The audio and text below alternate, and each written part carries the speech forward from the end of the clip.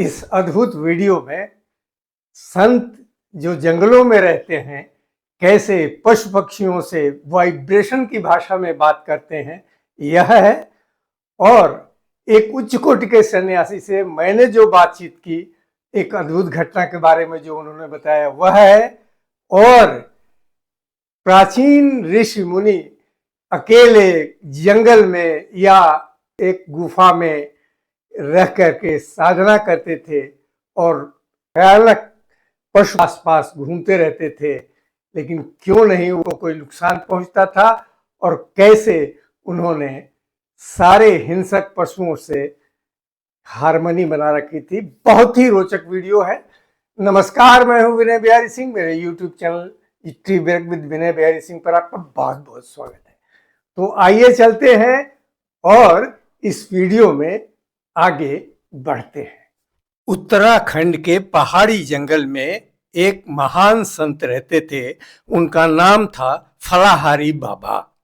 फलाहारी बाबा का कभी भी अन्न नहीं खाते थे, सिर्फ फल फूल खाकर ही रहते थे।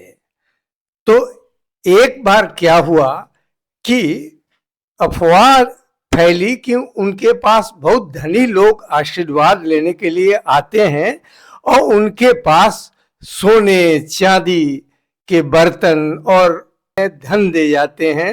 ये अफवाह सुन करके चोरों ने सोचा कि एक बार चुपके से वो जंगल में जाएंगे और फलाहारी बाबा की कुटिया में जाकर सोने के बर्तन या जो कुछ भी होगा वो चुरा लेंगे। दान की जो वस्तुएं हैं या दान में दिया गया जो धन है उसे चुरा लेंगे। तो एक रात वो तैयार होकर के, दो चोर थे, दोनों चोर एक रात चल पड़े फलाहारी बाबा की कुटिया के पास।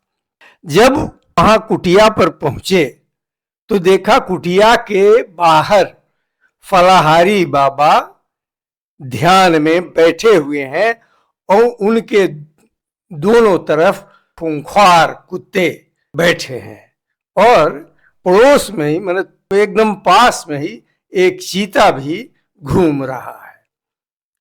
तो चोरों को तो डर के मारे पसीना आ गया और वो थर थर कांपने लगे और भागकर वापस चले गए। यही बात एक दूसरे इलाके के चोर को पता चली।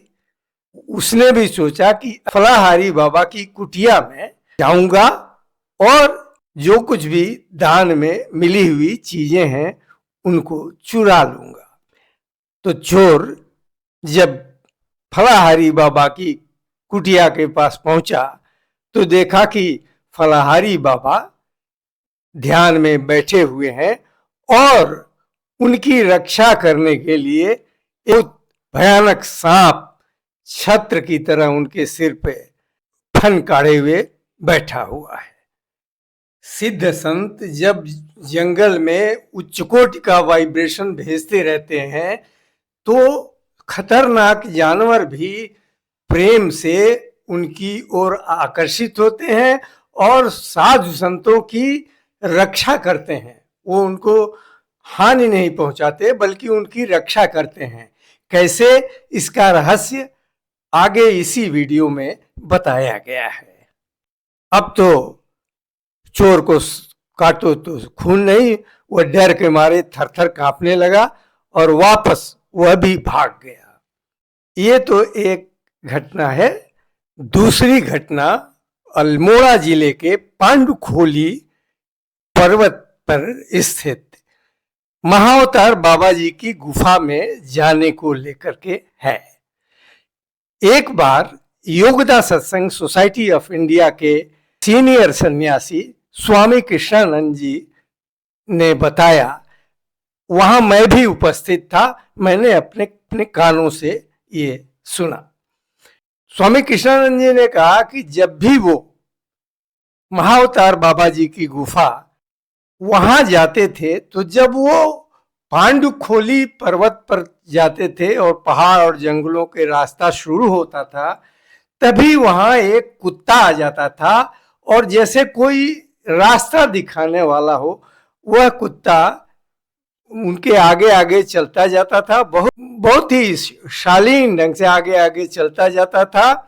और महाअवतार बाबा जी की गुफा के पास पहुंचने के पहले ही, थोड़ा पहले ही, वो जब गुफा दिखाई देने लगती थी तो वो कुत्ता गायब हो जाता था। ये स्वामी कृष्णानंद जी के साथ कई बार हुआ और ये बात वो हम लोगों को बताते थे। अब किसी के भी मन में प्रश्न उठ सकता है कि क्या घनघोर जंगलों में ध्यान करने वाले, तपस्या करने वाले साधु संतों को ये मालूम है कि जीव जंतुओं की भाषा क्या है? क्या वे किसी भी जीव जंतु से बात कर सकते हैं?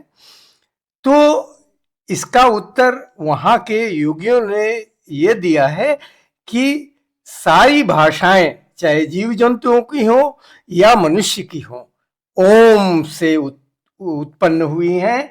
इसलिए उच्च कोटि के साधु संत वो वाइब्रेशन से ही किसी भी जीव जंतु के प्रश्नों का उत्तर भी देते हैं, बातचीत करते हैं। तो इसलिए उनके साथ जंगली या कहीं भी खतरनाक पशु पक्षियों, जीव जंतुओं का सौहार्द बना रहता है। एक संत ने कहा कि जो प्राचीन ऋषि मुनि थे वो किस तरह अकेले जंगलों में, पहाड़ों में, गुफाओं में रहते थे, जहां खतरनाक जानवर घूमते रहते थे, शेर, बाघ, सांप, बिच्छू और अनेक प्रकार के जहरीले जीव जंतु। जिस संत ने ये बात बताई वो भी जंगलों में और पहाड़ों में साधना करके लौटे थे। उन्होंने कहा कि जंगल में जब रहना चाहिए और साधना करना चाहिए तो आप जंगल के प्राणियों के क्षेत्र में गए हैं तो उनसे दोस्ती बनानी पड़ेगी। आप उनके क्षेत्र में बैठकर साधना कर रहे हैं तो उनसे दोस्ती करना पड़ेगा। कैसे? तो उनके प्रति आप में प्रेम भाव होना चाहिए। एक बार स्वामी केशवानंद, जो लाहिड़ी महाशय के शिष्य थे, स्वामी केशवानंद पहाड़ों में एक रास्ते से गुजर रहे थे। तभी रास्ते में एक बाघ मिला और वो बाघ बिल्कुल स्वामी केशवानंद जी को देखते ही एकदम जैसे काठ या पत्थर हो गया हो, एकदम एक जगह स्थिर हो गया और स्वामी केशवानंद दूसरे रास्ते से निकल गए। तो आपकी क्या राय है, आप बताएं। और आपने भी किन्हीं संतों से बात की होगी या आपका निजी क्या अनुभव है, आप भी बताएं। नमस्कार।